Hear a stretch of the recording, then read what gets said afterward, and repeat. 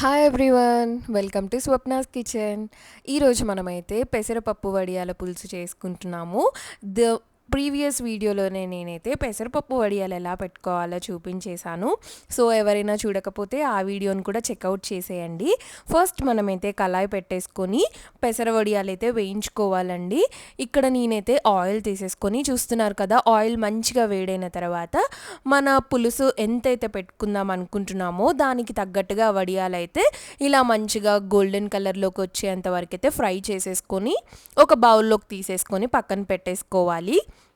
ఈ వడియాల పులుసు అయితే చెప్తున్నాను కదండి, రుచిలోనే కాదు ఎన్నో మెమరీస్ని కూడా మనమైతే రీకాల్ చేసేసుకోవచ్చు. ఎస్పెషల్లీ మనం ఏంటంటే వడియాలు పెట్టేటప్పుడు ఒక్కరమే పెట్టాం కదా, ఏదన్నా నార్మల్గా వంటలు చేసేటప్పుడు అయితే ఇంట్లో మనమే ఒక్కరం చేసేసుకుంటాం. కానీ ఇలా వడియాలు ఇలాంటివి మనం పెట్టేటప్పుడు ఖచ్చితంగా మన ఫ్రెండ్స్తో కానీ, మన పిల్లలతో కానీ, మన ఫ్యామిలీ మెంబర్స్తో కానీ అలా మనం వడియాలు పెట్టుకుంటూ ఉంటాం కదా టైంపాస్కి. సో ఆ మెమరీస్ అన్నీ మనము రీకాల్ చేసేసుకుంటూ ఈ కర్రీని అయితే మనం ప్రిపేర్ చేసేసుకోవచ్చు.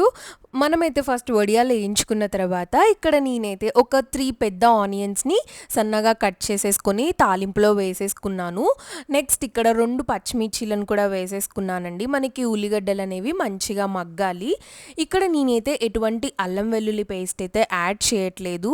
మీరు వీడియో చూసినట్లయితే మనము వడియాలు పెట్టుకున్న వీడియో, అందులో మనము అల్లం వెల్లుల్లి పేస్ట్ కూడా వేసాము. ఆల్రెడీ వడియాలలో ఉంది కాబట్టి మళ్ళీ ఇప్పుడు కూడా వేసేసుకుంటే ఎక్సెస్ అయిపోయి ఆ ఫ్లేవర్ అనేది మారుతుంది. అందుకనేసి నేనైతే ఏ అల్లం వెల్లుల్లి పేస్ట్ వేయట్లేదు. ఈ వడియాల పులుసుకి మెయిన్గా మనమైతే కరివేపాకు వేసుకోవాలండి. కరివేపాకు వేసుకోవడం వల్ల ఆ ఫ్లేవర్ అనేది అయితే చాలా చాలా బాగుంటుంది. సో కొంచెం ఉల్లిగడ్డలు మగ్గిన తర్వాత నేనైతే కరివేపాకు కూడా వేసుకున్నాను. మనకి ఒక 50% ఉల్లిగడ్డలు అనేవి సాఫ్ట్గా కుక్ అయిన తర్వాత మన స్పైసీనెస్కి తగ్గట్టుగా కారం కూడా యాడ్ చేసేసుకోవాలి. మీరు చూసినట్లయితే నేను చింతపండు కూడా ప్యారలల్గా నానబెట్టేసుకున్నాను. మన పులుపుకి తగ్గట్టుగా చింతపండు పులుసు కూడా ఉల్లిగడ్డలు మంచిగా మగ్గాయి అని మనకు అనిపిస్తుంది కదా, ఆ టైంలో మనమైతే చింతపండు పులుసు అనేది కూడా యాడ్ చేసేసుకోవాలండి.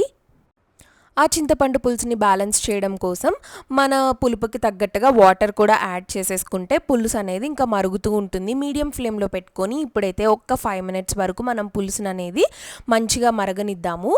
ఎప్పుడైతే పులుసు మరగడం స్టార్ట్ అవుతుందో అప్పుడు మనము ముందుగా వేయించి పెట్టుకున్నాం కదా వడియాలు, ఆ వడియాలు అనేవి యాడ్ చేసేసుకోవాలి. మనం ముందే యాడ్ చేసేసామంటే వడియాలు అనేవి బాగా నానిపోతూ ఉంటాయి కదా పులుసులో, అందుకనేసి పులుసు మరగడం స్టార్ట్ అయినప్పుడే మనమైతే వడియాలు అనేది యాడ్ చేసేసుకోవాలి.